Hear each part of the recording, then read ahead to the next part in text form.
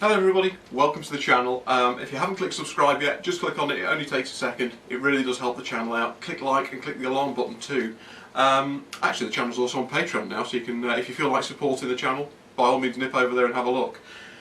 So today, no jobs today. What I'm going to do, this bike, or frame should I say, has been in a few videos. This is my 1977 Triumph Bonneville Jubilee. It's been in my family for a long time, probably about 15 years, but I actually know the guy that bought this bike brand new. I've subsequently down the line inherited it. I rode it for a few years and it was just getting to the point where it's had a couple of titivations, not a restoration. It had been looked at, it's had a bit of paintwork done, and it was starting to look a bit ropey. So I did it off the channel because, to be honest, I didn't have time to go through and make the videos. One thing that a lot of people don't realise, they go through the editing process, and I mean, this video alone will probably have 3 or 4 takes to it with me stuttering on camera and so on. So I didn't have time to do that. I just had time to, with work on one thing or another, blow it apart and start the restoration. The idea of this restoration isn't going to be like you'd usually see, just get it good enough, get it riding, make it look tidy. I want this thing absolutely pristine. If this bike comes out as good as new, I failed. I want it considerably better than that, because to be honest, they weren't that good when they were new. So I'll give you a little update what I've done so far. So far, everything on this bike that was steel, that was previously painted black, has been shot blasted, and it's had a coat of decorative powder coating. That's not the usual jobbing stuff that you get on like a winch bumper or on office furniture or anything like that. This is top quality. It's one guy does it, he does, you know, a few jobs a week. He's not putting thousands and thousands of units through volume. And as you can see, I don't know if the camera will pick it up. It'll pick it up on some of the videos going forward. It is absolutely beautiful. It really is. Before the end of the video, I'll grab out like a brake lever or something. I'll bring it up and show you this on the camera. So everything's been done. So the base of the bike, the bit that you can actually see on one of these things, is utterly perfect. It really is good. The frame wasn't bad anyway. It was a decent frame. It's been blasted, it looks beautiful. Other things that have been done. Every single nut and bolt that goes back on this bike will be new. All the springs, all the fasteners, everything like that, all the sundry items are all going to be new. So the swing arm's gone back in with new bushes, all the spacers and all the spindle and everything like that has all gone back in polished stainless.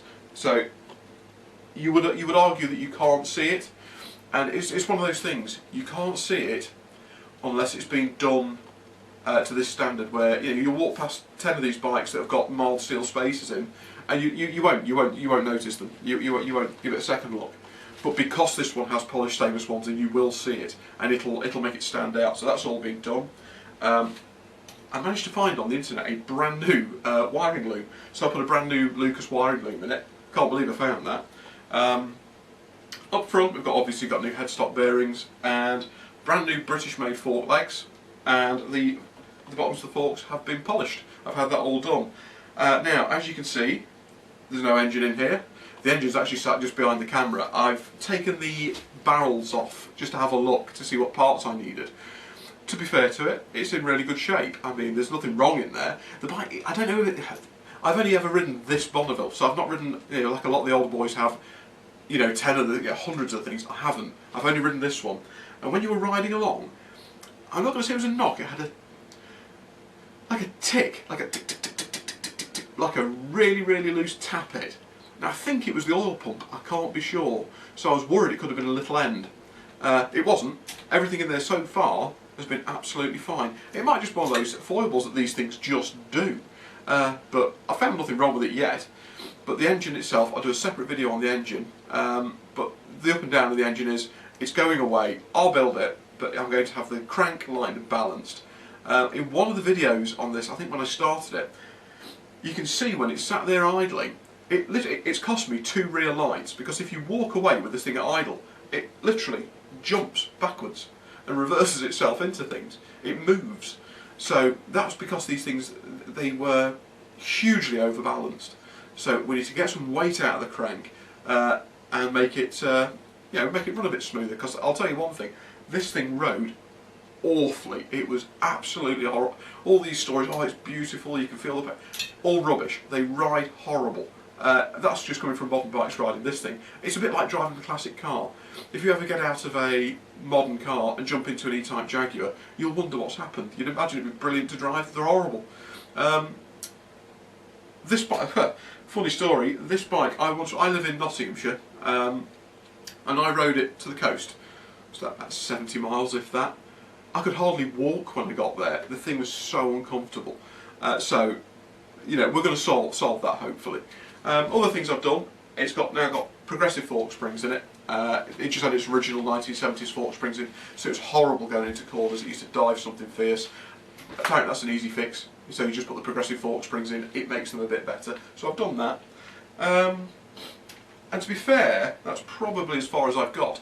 The bodywork, the panels, the tank, the sides, all the rest of it, they're going to be done by a company. If you're in the UK and you've seen like the custom bike scene or the really nicely restored bikes, there's a company called Dream Machine over at Long Eaton. Look them up on the internet. They're a great company.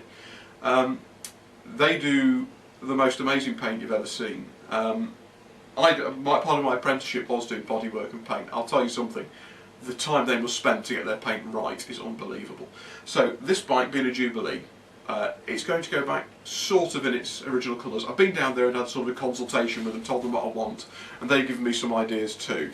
We'll probably go down there when I take the panels to them, but we're going to go 1970s custom, but keeping the sort of spirit of the Jubilee colours. So it's still going to be blue, silver with a red and white stripe, except I'm having everything done in a really, really heavy metal flake. The red and the white are both going to be candy. The blue is going to look fantastic. And not only that, they're going to, this bike originally, and all the Jubilees, had a red, white and blue stripe around the inside, around the spokes on the wheel. If you look on the other videos, this one didn't have that because we had the wheels changed. These guys are going to put that back in there for me in the same colours that the bike's going to be painted in. So I'm really looking forward to seeing that. That's going to be the last job to do because it is the most expensive, believe it or not. The paint on this bike is going to cost more than rebuilding the engine. It's scary, but they're going to take about 8 weeks to do it. So it's one of those bikes, an heirloom piece. To be totally honest, if I worked it out, if I wanted, there's a guy who keeps putting one or two of these bikes brand new in the crate still on eBay, Jubilee Bonnevilles, and I think I could buy one of those off of him for less than I'm going to spend on this. But that's not the point, is it? We don't do it for that. So that's basically where the Bonneville is. If you'd like to see any particular stages when this thing goes ahead, if I'm doing something to the engine, so the next video on this I would imagine will be me breaking down the engine because I've got it sat over there ready to go.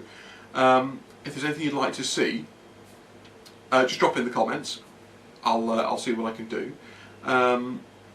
Yeah, besides that, this will be the first drive engine I've ever built, so if you've got any tips or, you know, we'll learn together. I can't imagine it'll be too difficult. I've had a quick look around it. There's nothing there that's you know, there's nothing that's rocket science, so it'll be good fun, I think. So yeah, that's where the Bonneville is. Plenty of people have been asking about it, so here it is, kind of, what's sort of left of it. So yeah, check us out on Patreon, have a look on there. The thing is, with a lot of these videos, there's actually a few more projects on the internet that I've got on a list ready to go at the moment. They will take their time coming in because they're incredibly expensive to do when you figure out what things cost. So if you'd consider nipping over to Patreon and taking a look, I'd be most grateful. And yeah, as always, thanks for watching.